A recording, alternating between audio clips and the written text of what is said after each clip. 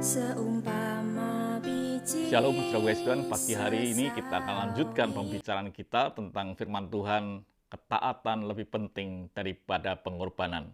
Obedience is more than sacrifice.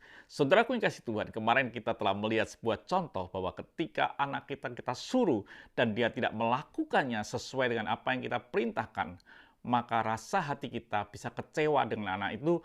Walaupun nilai-nilainya bagus, dia bisa berkorban dengan pelajarannya, dengan sungguh-sungguh belajar sampai larut malam, itu tidak akan membuat hati ayahnya tidak kecewa ketika mereka tidak taat. Saudaraku yang Tuhan, kita akan melihat lagi dan kita baca ayatnya lagi dalam 1 Samuel 15 ayat yang ke-22.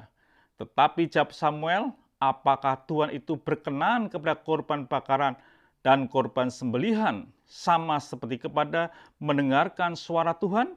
Sesungguhnya mendengarkan lebih baik daripada korban sembelihan dan memperhatikan lebih baik daripada lemak domba-domba jantan.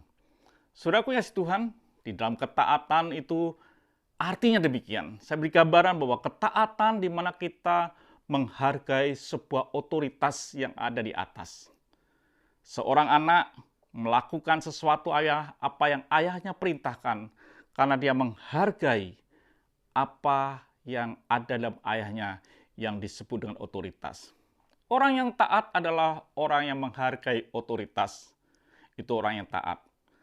Jadi setiap kita ini kalau kita melakukan sesuatu taat kepada firman Tuhan, artinya kita sedang menghargai otoritas. Di dalam hidup kita ini ada Tuhan.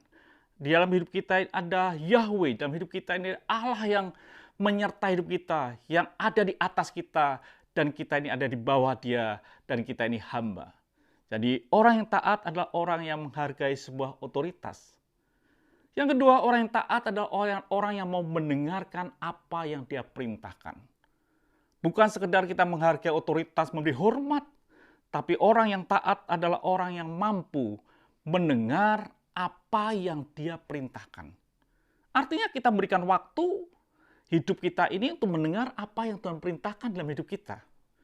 Kalau kita tidak mau menggunakan waktu, kita hanya berkata itu Tuhan saya, Dia punya otoritas, tapi saudara tidak mau mendengarkan, kenyataannya saudara sesungguhnya tidak taat. Saudara.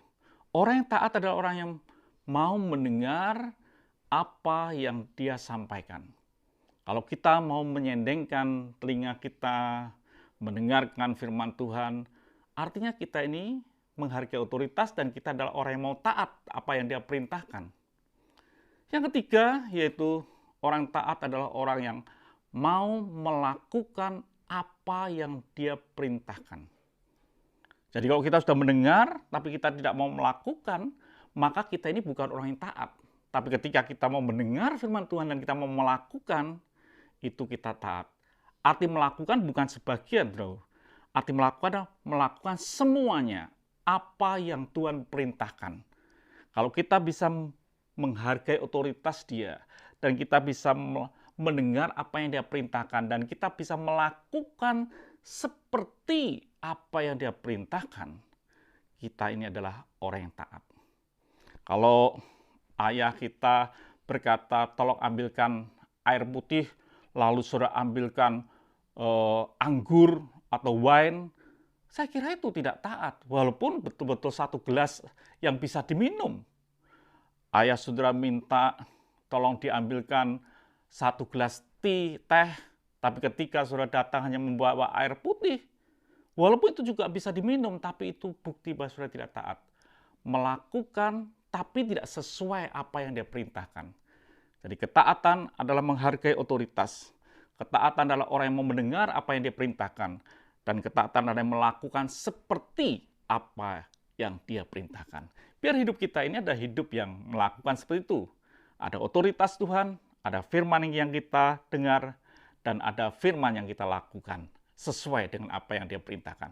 Tuhan berkati, sampai jumpa esok pagi. Mari kita berdoa.